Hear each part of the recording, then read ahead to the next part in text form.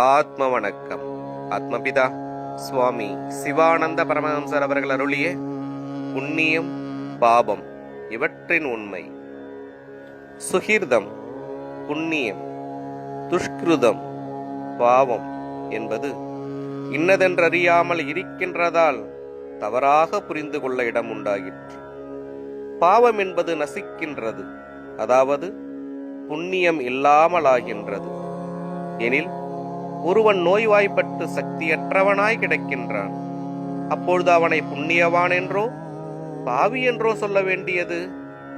பாவி என்று. அப்படி சொல்லுவதற்கிடமில்லை. காரணம், சுகிதம் நசித்தால் செத்துப் போகின்றான், அதாவது புண்ணியம் தீர்ந்தால் செத்துப் போகின்றான் என்று சொல்லுகின்றனர். நோய்வாய்ப்பட்டு கிடக்கின்ற ஆளுக்கு ஜீவன் இருக்கின்றதல்லவா? அவன் சாகவில்லை அல்லவா? பாவம் என்றால் ஈஸ்வர சைதன்யம் இல்லாததாகும். நோய்வாய்ப்பட்டு கிடக்கின்ற சமயத்தில் அவனுக்கு ஈஸ்வர சைதன்யம் இல்லையோ? ஈஸ்வர சைதன்யம் இல்லையானால் அவன் ஒரு மரபொம்மைக்கு சமமாகின்றான். அப்பொழுதுதான் பாபம் என்று சொல்லுவது. பாவம் என்கிறது ஈஸ்வர சைதன்யம் இல்லாமல் ஜீவன் அதிலிருந்து நசித்ததாகும். ஜீவனேயாகும் ஈஸ்வரன், அதாகும் புண்ணியம். அந்த புண்ணியமாயிருக்கின்ற பொருள் நசித்து சந்திர மண்டலத்தில் பனிபோல் சென்று பதிகின்றது என்று சொல்லுகிறார்கள். எனில் அது உண்மையாகும்.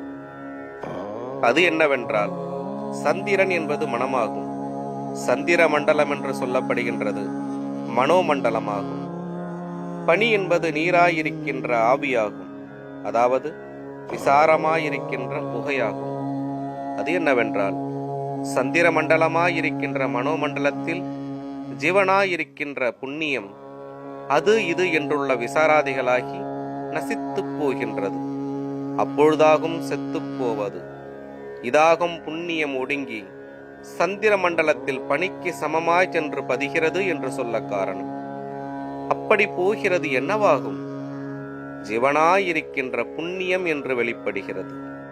புண்ணியம் பாவம் இவற்றின் உண்மை தொடரும். ஆத்ம வணக்கம்.